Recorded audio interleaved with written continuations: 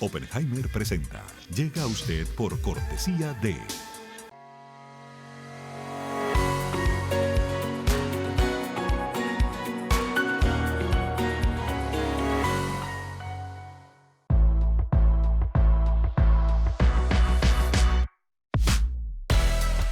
UADE, la universidad argentina que te forma para triunfar en el mundo, con laboratorios, tecnología y prácticas que te impulsan al mercado laboral, viajes de estudio a las principales ciudades del mundo. Vos elegís dónde, cuándo y cómo estudiar. Construí tu futuro en UADE, una gran universidad. ¿Por qué hay gente infeliz en todas partes? Las encuestas muestran que hay una ola de insatisfacción y un aumento de estrés, tristeza y frustración que recorre el mundo. En Cómo salir del pozo, el periodista Andrés Oppenheimer comparte novedosas estrategias para combatir la infelicidad. Con entrevistas a los máximos gurúes mundiales de la nueva ciencia de la felicidad, nos cuenta cómo los países, las empresas y las personas están usando la inteligencia artificial y la psicología positiva para aumentar su satisfacción de vida. Ya está a la venta en librerías y tiendas en línea.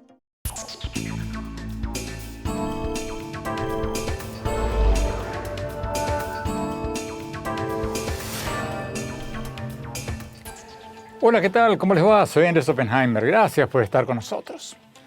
¿Cuánto poder va a tener Donald Trump después de haber ganado la presidencia, el Senado, quizás la Cámara de Representantes y tener una mayoría en la Corte Suprema? ¿Va a tener poderes absolutos sin contrapesos? ¿Va a poder hacer lo que quiera, incluso cambiar la Constitución para perpetuarse en el poder? ¿O va a tener contrapesos que le van a impedir hacer alguna de esas cosas? Estas no son preguntas retóricas, porque Trump ha dicho que va a deportar a millones de inmigrantes indocumentados, que va a despedir a funcionarios públicos que no comulguen con él, que le va a aplicar aranceles aduaneros a las importaciones de todo el mundo y que podría ser un dictador el primer día de su mandato.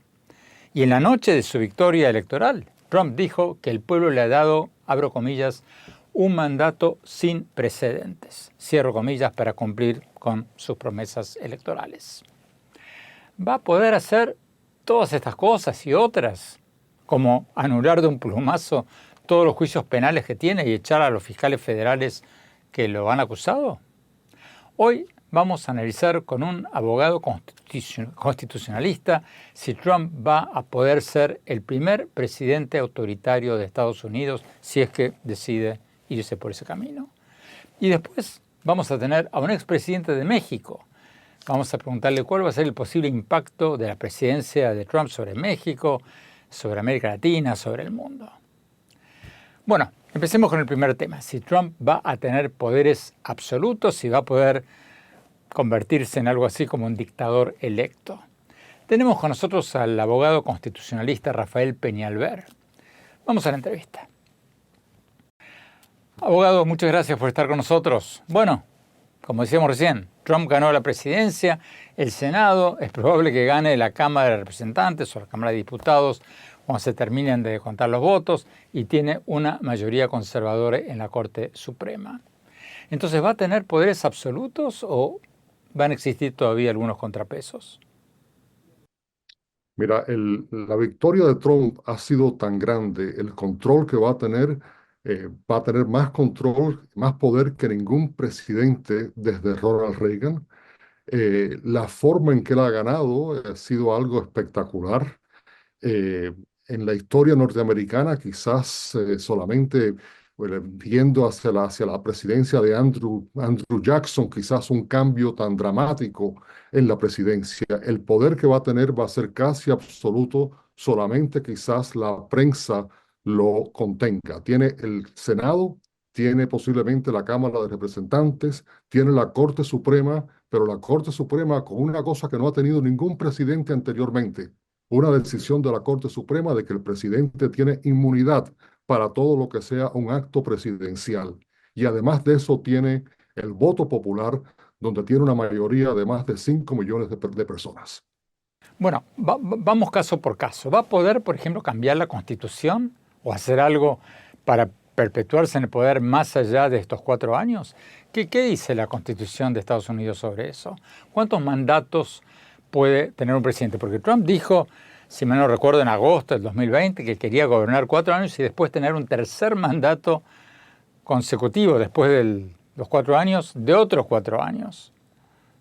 Un presidente solamente puede tener 2 mandatos por acto de la Constitución, pero eso se pudiera cambiar. Eso se pudiera cambiar y también él pudiera argumentar de que la forma en que se le sacó del poder en el año 2020, pues le abre el camino quizás para un tercer mandato. La edad de él ya él tiene 78 años y quizás la experiencia de lo que ha pasado con Biden, pues no lo acompañe, pero de que se va a tratar de cambiar la Constitución en ese y en otros puntos, no tengas duda. Estamos viendo una nueva era en el gobierno norteamericano. Trump entra al poder después de haber sido acusado de los más graves posibles delitos que se le puede haber acusado a un presidente, el tratar de haberse quedado en el poder después de haber perdido las elecciones. Vuelve al poder después de 2 impeachments, 2 juicios políticos en el Congreso. Vuelve al poder después de 2 intentos de asesinatos. Es algo increíble que esta persona haya sobrevivido todo eso. Y eso le da un estatus de un héroe para las personas que lo siguen y va a aprovecharlo, lo va a aprovechar al máximo con cambios en la estructura del gobierno que le va a dar más poder a la rama ejecutiva sin tener los límites del Senado, de la legislatura, que normalmente tendría si hubiera el control de esas ramas por el partido opuesto. Y tiene un partido demócrata debilitado por completo, un partido que le falta dirección hacia dónde va. No solamente tiene la Corte Suprema actual, sino que tiene 4 años para nombrar a más jueces a la Corte Suprema, a las Cortes del Distrito y a la Corte de Apelación. Así que es lo más cerca que hemos visto a un poder absoluto. ¿Cómo podría cambiar la Constitución? O sea, ¿cuántos votos necesita en el Congreso? ¿Y cuán factible es eso? Tendría que pasar por el 2/3 partes del Congreso y después por el 75% de los estados que tendrían que ratificar cualquier cambio. Pero más importante, en mi opinión, de cambiar la Constitución es el hecho de que va a tener un poder. Él quiere cambiar la estructura de lo que se llama el servicio civil norteamericano. El presidente normalmente cambia los puestos más altos en los distintos departamentos, pero el resto de la burocracia son personas de carrera que están ahí, no importa el partido que esté de turno, son personas que no están afiliadas al partido, sino que dan su lealtad a la Constitución. Trump propone cambiar eso, cambiar para despedir a miles y miles de personas profesionales en esos departamentos y sustituirlos por partidistas que sean leales a él y a la presidencia. Bueno, los partidarios de Trump dicen que las acusaciones de que va a ser un dictador son exageradas, que ya fue presidente 4 años y que Estados Unidos no se convirtió en una dictadura. ¿Qué le responde usted a quienes dicen eso? Y esa es la fe que tenemos todos, que este país ha sobrevivido crisis anteriormente, que la estructura de Estados Unidos va mucho más allá del poder de una persona. Esa es nuestra esperanza, pero sin duda vemos el intento que se hizo ya una vez, del intento de, a pesar de haber perdido las elecciones, haber tratado de quedarse en el poder, tratando de influir a nivel personal, llamando a los secretarios de Estado de distintos estados para que cambiaran el voto y que a pesar de que había perdido el voto popular en esos estados, de que esos oficiales cambiaran el voto para él tener el voto electoral y después haber congregado a aquella masa de personas que atacó al Capitolio el día 6 de enero con el propósito de retener la certificación de la elección del presidente Biden.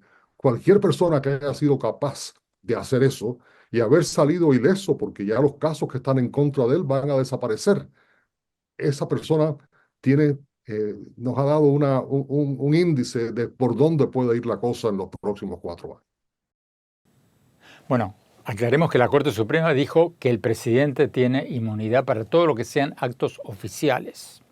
Tenemos que ir a un corte. Cuando hablamos, Vamos a preguntarle a Rafael Peñalver sobre la promesa de Trump de deportar a millones de inmigrantes. ¿Va a poder mandar al ejército o a la policía a hacer redadas en las calles o en bares y arrestar a la gente que hable en español y no tenga documentos? ¿O eso no va a pasar? No se vayan, ya volvemos.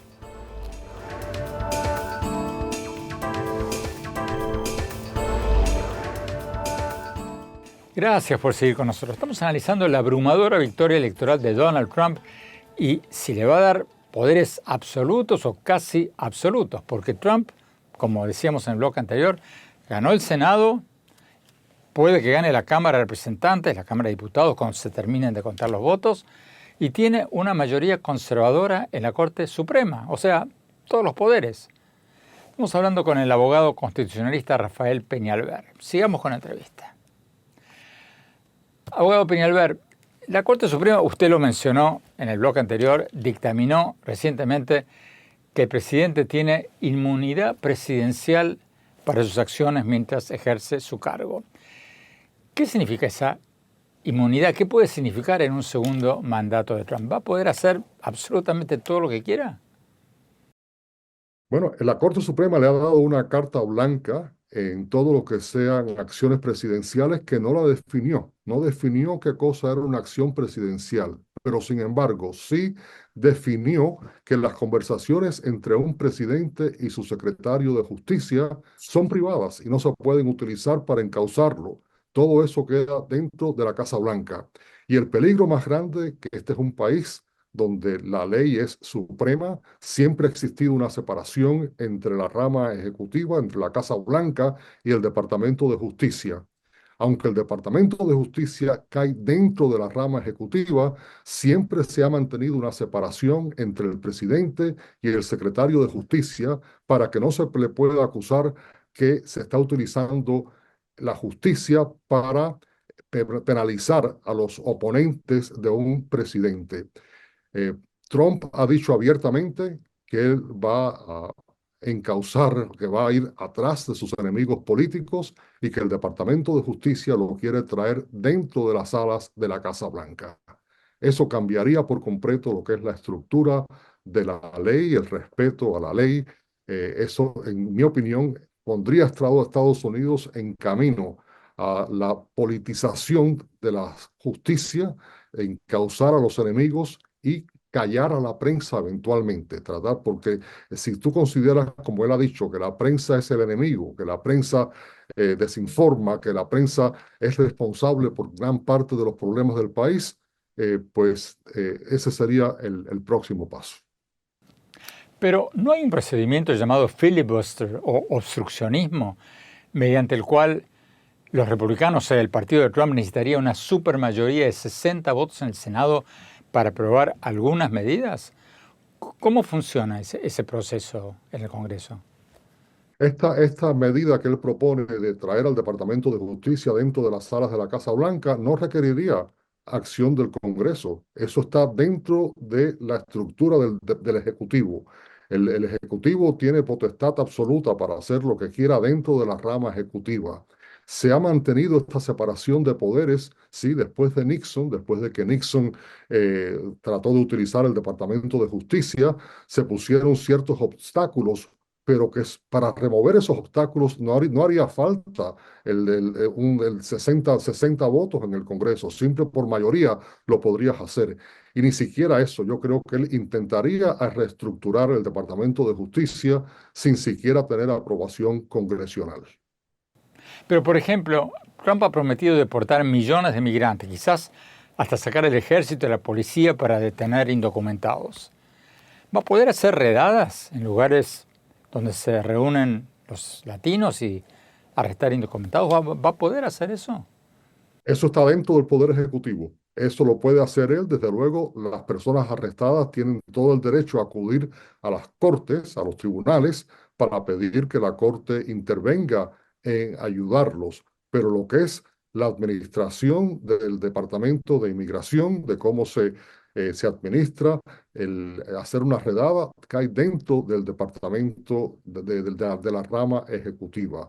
Y si tienes jueces nombrados por él, como han hecho muchos jueces en el estado de Texas, que han tratado de parar los esfuerzos para darle más derecho a los inmigrantes.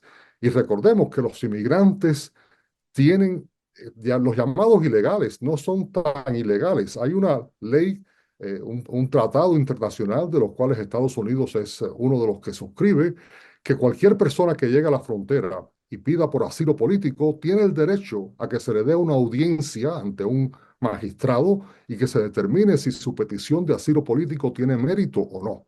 Lo que ha pasado en los últimos años es que han sido tantos miles y miles de personas que llegan a la frontera que no hay jueces suficientes para que esas audiencias se celebren rápidamente. Por lo tanto, se les da a esas personas un turno para de aquí a 2, 3, 4 años que se celebre su audiencia para determinar si tienen mérito su petición de asilo político. Mientras tanto, estas personas están en el país sin poder trabajar y se les llama ilegales, pero estrictamente no son tales ilegales, son personas que están esperando su turno para que se les escuche su petición de asilo político.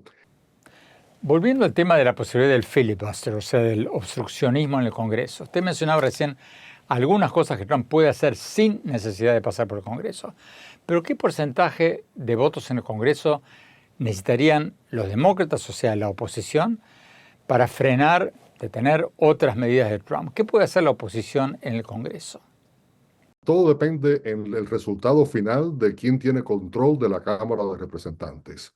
Si los republicanos mantienen el control de la Cámara, Trump tendrá casi un poder absoluto y los demócratas tendrán muy poca posibilidad de actuar solamente en aquellos casos que en el Senado requieran 60 votos para pasar. Pero si los demócratas llegaran a ganar los pocos escaños que todavía no se han contado, y tuvieran el control de la Cámara de Representantes, entonces sí tendríamos una situación bipartidista. Les sería mucho más difícil a Trump llevar adelante sus medidas para ponerle más y más poder a la rama ejecutiva. Trump ha dicho que quiere meter la cuchara en decisiones de la Reserva Federal, o sea, en el Banco Central de Estados Unidos, que tradicionalmente ha sido independiente. ¿Va a poder interferir con la independencia tradicional de la Reserva Federal? Eso va a ser más difícil, Andrés. La Reserva Federal es sagrada, la independencia de la Reserva Federal para que no se utilice precisamente como un instrumento político. Eso tendría que pasar por el Congreso y ahí va a tener gran oposición. Trump también ha dicho que quiere despedir al fiscal Jack Smith, o sea, ¿va a poder despedir a los fiscales que lo han acusado? ¿Los puede despedir así nomás? Teóricamente sí, y no va a ser necesario. El Departamento de Justicia empezó a tomar medidas ayer para despedir los dos casos que tiene pendiente en contra de Donald Trump. En caso que no lo hiciera, el mismo día 20 de enero, cuando él tome posesión, él podría poner a un fiscal general, y el fiscal general podría desestimar los dos casos pendientes.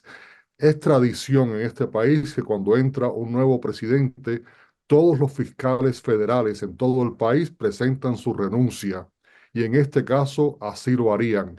Y el hecho de que el fiscal especial Jack Smith se pudiera mantener fuera de ese reglamento por ser fiscal especial sería innecesario porque el propio fiscal general nombrado por Trump desestimaría esos dos casos.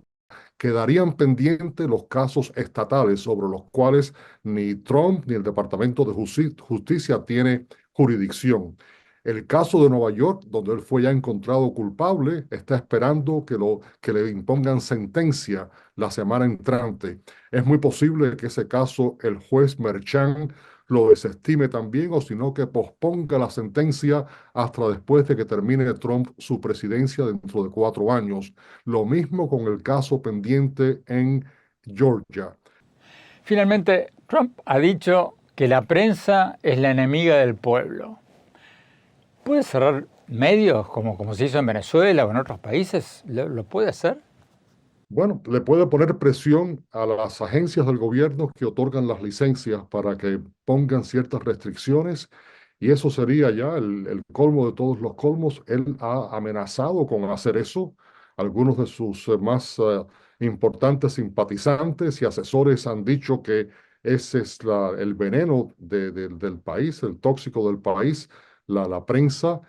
Ya si va por ese camino, entonces ya apaga y vamos. Esperemos que ese no sea el caso. La victoria de Trump ha sido una victoria grande, pero yo creo que el pueblo americano impondrá los límites.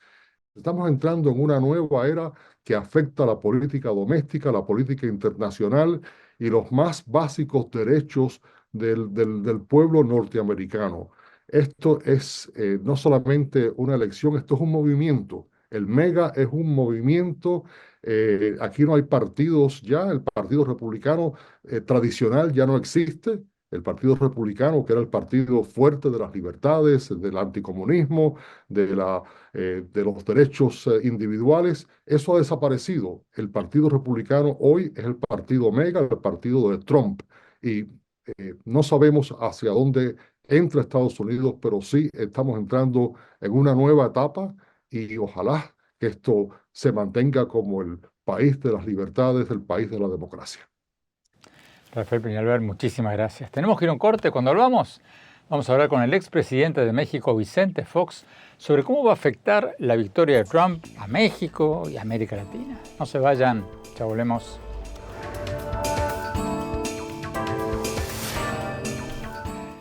Gracias por seguir con nosotros. El presidente electo Donald Trump prometió deportar a millones de inmigrantes indocumentados y también dijo que va a aumentar los aranceles aduaneros en más de un 20% a todos los productos importados y hasta un 100% a los productos chinos.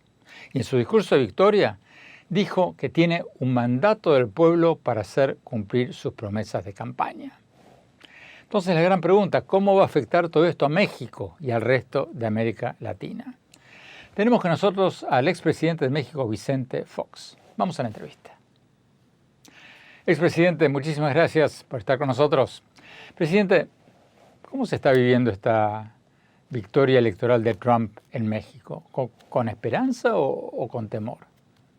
Bueno, no, se ha generado a lo largo de la campaña mucho temor.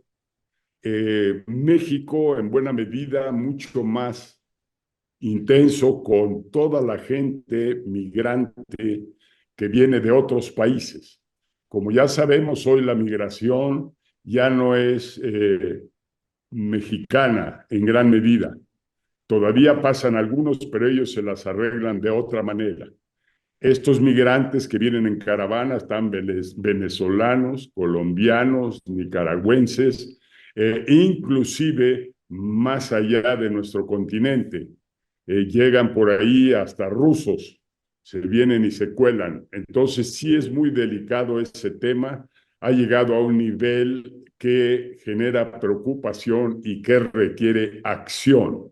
Se requiere, ante sobre todo la llegada de Trump, yo no creo que la represión y la fuerza con la que él evita la migración sea el camino, sino debe de generarse ahora sí una ley, reglas claras para que todo mundo conozca qué se puede y qué no se puede, y cuando no se puede, que ni siquiera se meta en el terreno peligroso que ellos recorren cada día.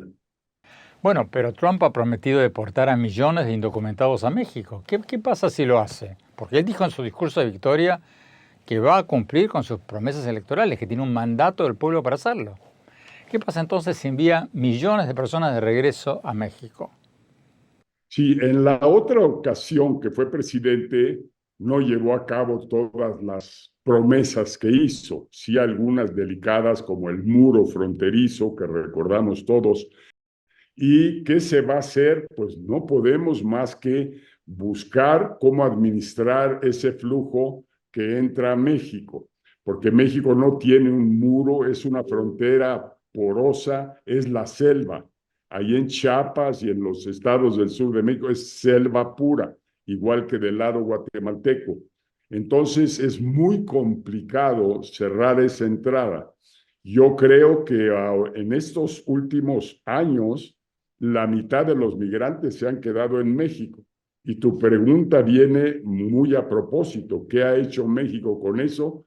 Ahora sí que cerrar los ojos o como el avestruz meter la cara dentro de la tierra y no poner atención a eso. Entonces tú ves ya en las esquinas, en cualquier ciudad del Bajío, en cualquier ciudad que es la ruta al norte, los ves ahí pidiendo dinero en la calle. Se han creado muchas organizaciones para atenderlos. Entonces la sociedad civil se está haciendo cargo de ellos, pero eso no resuelve. Eso es solo por el momento. Tenemos que venir con leyes migratorias, con reglas migratorias. Lo tiene que hacer Europa y lo que tenemos que hacer aquí en América del Norte, como hicimos el presidente Bush y tu servidor, que se considera una cantidad que aunque Trump se ponga necio, de cualquier manera Estados Unidos necesita una cantidad de migrantes para sustituir la mano de obra que ya no le generan sus ciudadanos. Entonces, necesita 500,750,000 por año y esos deben entrar documentados. Al resto, de una vez advertirles que no hay salida, que se queden en su tierra. Muy complicado, pero hay que hacerlo. ¿Qué pasa si Trump cumple con su promesa de campaña? Y nuevamente, él dijo que va a cumplir con sus promesas de campaña de aumentar hasta un 25% de los aranceles aduaneros de productos mexicanos como los que usted cultiva en su hacienda, como verduras, brócoli, etc. ¿Qué pasa si Trump hace eso? ¿Qué pasa? Primero, no lo puede hacer porque está dentro del acuerdo de libre comercio. Tendría que quitar el acuerdo de libre comercio, porque si no está violando sus propias leyes él mismo. O sea, no puede hacer eso que dice que va a hacer. Si lo hace de medidas temporales y más pequeñas, pues ahí va a operar en ambos sentidos. Estados Unidos nos pone aranceles en algunas cosas, de México para allá, hacia acá ponemos aranceles en algunas cosas. O sea, es un juego de negocios. ¿A quién se perjudica? A los empresarios, a los agricultores, los de Estados Unidos, del oeste medio, todos esos agricultores de trigo, de maíz, de sorgo, que México compra, es el mayor comprador que hay en el mundo de esos productos a los agricultores de los Estados Unidos. ¿Qué va a pasar? Entre otras cosas, pues los restaurantes, los centros de diversión, la construcción, si no tienen mano de obra elemental, se atora. Pero no creo que sea el terreno donde México va a salir ganando. Si Trump cumple, vamos a salir perdiendo en materia comercial. Bueno, pero Trump amenazó con aumentar los aranceles a México hasta un 100% si México no hace algo para detener el flujo migratorio. ¿Qué pasa si hace eso? A ver, pues mira, nos tuerce ahora. Depende del margen. 25% es claramente una ventaja que tenemos en el bajo costo de producción en México. Entonces, hasta 25%, pues nos va a quitar mercado, ciertamente, pero no todo. Las berries van a seguir siendo competitivas, los productos alimentarios que van de México hacia allá, que son pura mano de obra, van a seguir. Ahora, ¿qué vamos a hacer? Pues protestar allá, protestar aquí, porque no pueden dos gobiernos de corte muy particular perjudicar a las poblaciones de allá y de aquí. Tenemos que ir a un corte. Cuando hablamos, seguimos hablando con el expresidente Vicente Fox. Y más tarde, mi reflexión sobre el triunfo electoral de Trump y si va a tener poderes absolutos sin precedentes en Estados Unidos. No se vayan, ya volvemos.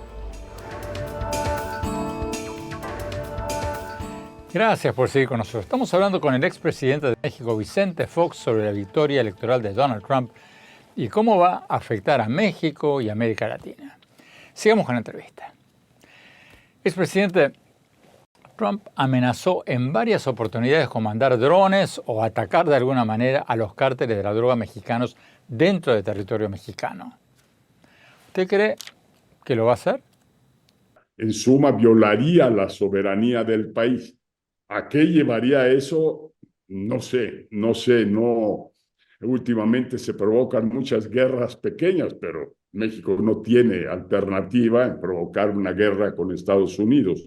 Esa soberanía, yo creo que Claudia, la presidenta aquí, estaría obligada a aceptar trabajar ya, ahora sí, con realidad en contra de los carteles. No lo está haciendo todavía.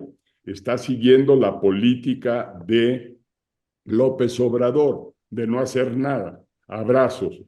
Ya la tuerca está dando vueltas, se está torciendo y Claudia no le va a quedar alternativa, porque tiene que defender a México y los mexicanos. Y lo va a hacer así, uniéndose en una estrategia común entre ambas partes para detener también ese tema de la violencia, las drogas, del fentanilo que se vaya a Estados Unidos. Y yo creo que hay que regresar a tiempos donde usábamos la cordura y la razón, que en México ya no existe cordura y razón, y con Trump tampoco existe cordura y razón. No es por la fuerza que se van a resolver los problemas, es por una acción unidos en alianza, trabajando juntos. Es un terreno que Claudia no quiere y que pronto Trump se debe dar cuenta que Claudia es socialista. Ahorita hay mucha exposición de la campaña donde Trump atacó el socialismo y el comunismo como cosas nefastas para la humanidad. Me supongo que se está refiriendo a Venezuela, a Nicaragua y a México incluido, porque hay inmensas violaciones de derechos humanos y es una acción que se requiere pronto. ¿Cómo cree usted que se van a llevar Trump y Claudia Sheinbaum, la presidenta de México? Porque por un lado, Sheinbaum tiene fama de ser izquierdista, por el otro lado también se habla de que es pragmática. ¿Cuál de los dos aspectos cree usted que va a prevalecer? Los dos. Lo pragmático para ella, en la mente de ella, es jugar el juego de López Obrador y jugar el juego del Foro de Sao Paulo. Eso lo trae en sus entrañas. Sigue la misma mentira que tuvimos con López Obrador por 6 años. Mentira, engaño, se le puede llamar como quiera. Se presentan con una cara en la mañanera y nomás termina la mañanera y hacen otra cosa de lo que les dijeron. La realidad es muy diferente a las pláticas y promesas. Entonces, Claudia no va a cambiar, lo trae dentro, ese es ella, ese está en gobierno porque cree en esas idioteces del pasado, en esas idioteces de los socialismos y los comunismos, en esas idioteces que la ideología es lo prevalente y no la economía y el desarrollo humano de las personas. Expresidente Fox, muchísimas gracias por esta entrevista. Tenemos que ir a un corte. Cuando hablamos, mi reflexión sobre el triunfo electoral de Trump y si va a tener poderes absolutos sin precedentes en la historia de Estados Unidos. No se vayan, ya volvemos. Gracias por seguir con nosotros. Bueno, ganó Donald Trump y por un margen muchísimo mayor del que vaticinaban las encuestas que más chances le daban. ¿Qué pasó? ¿Cómo se explica la magnitud de su triunfo? Hay varias explicaciones. Primero, los demócratas subestimaron el descontento popular con la economía y le apostaron al tema de la defensa de la democracia y el derecho al aborto. Y el tema que más preocupaba a los estadounidenses, especialmente a los hombres, era la economía personal, no la macroeconomía. Porque a pesar de que la macroeconomía estaba muy bien, se recuperó enormemente en el último año. Hasta el diario conservador The Wall Street Journal dijo en un artículo de primera plana que el próximo presidente va a heredar una economía notable, en muy buen estado. Bueno, la recuperación económica no llegó a tiempo para beneficiar a la candidata demócrata Kamala Harris. En segundo lugar, Harris no se separó suficientemente del presidente Joe Biden y eso le costó muchos votos. Y en tercer lugar, Hay una tendencia en todo el mundo por la cual están ganando los candidatos opositores. Pasó en las recientes elecciones de Alemania, en el Reino Unido, en Japón, en Italia, en Argentina, en muchos otros países. Quizás sea por las redes sociales o por la proliferación de líderes que hacen promesas mesiánicas, pero lo cierto es que la paciencia de los electorados con sus gobernantes se está acortando cada vez más. ¿Qué va a pasar ahora en Estados Unidos? Bueno, Trump va a tener poderes casi absolutos. Ganó la presidencia, no solo en el colegio electoral, sino también con el voto popular.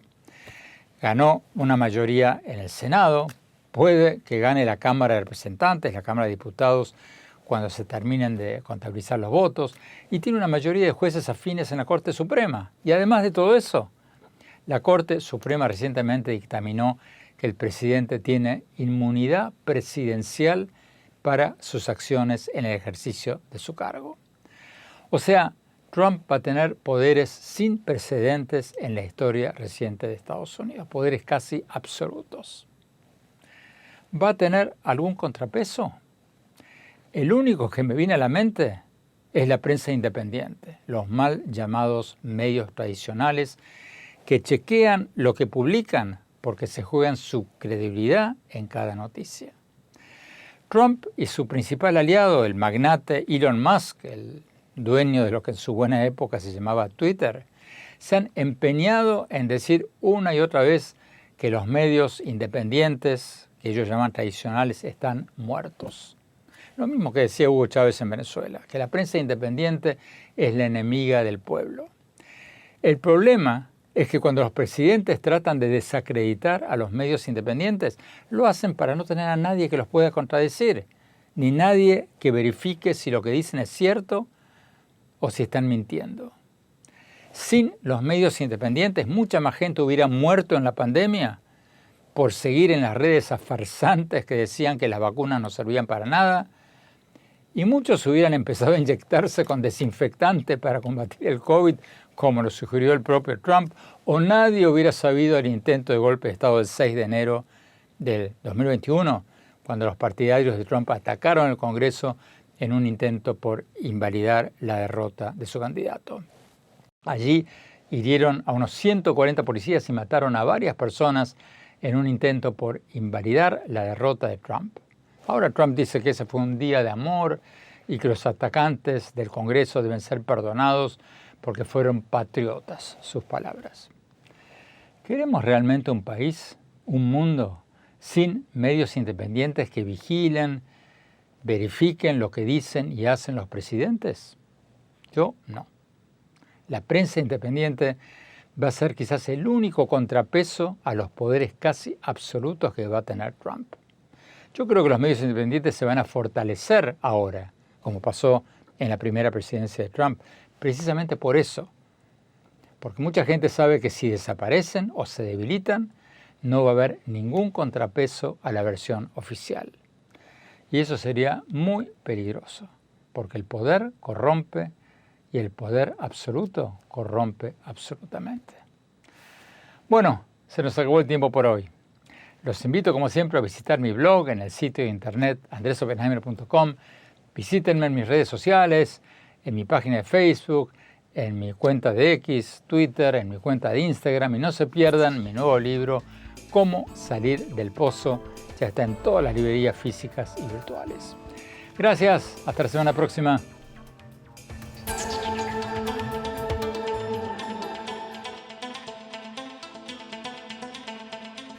Oppenheimer presenta. Llega a usted por cortesía de...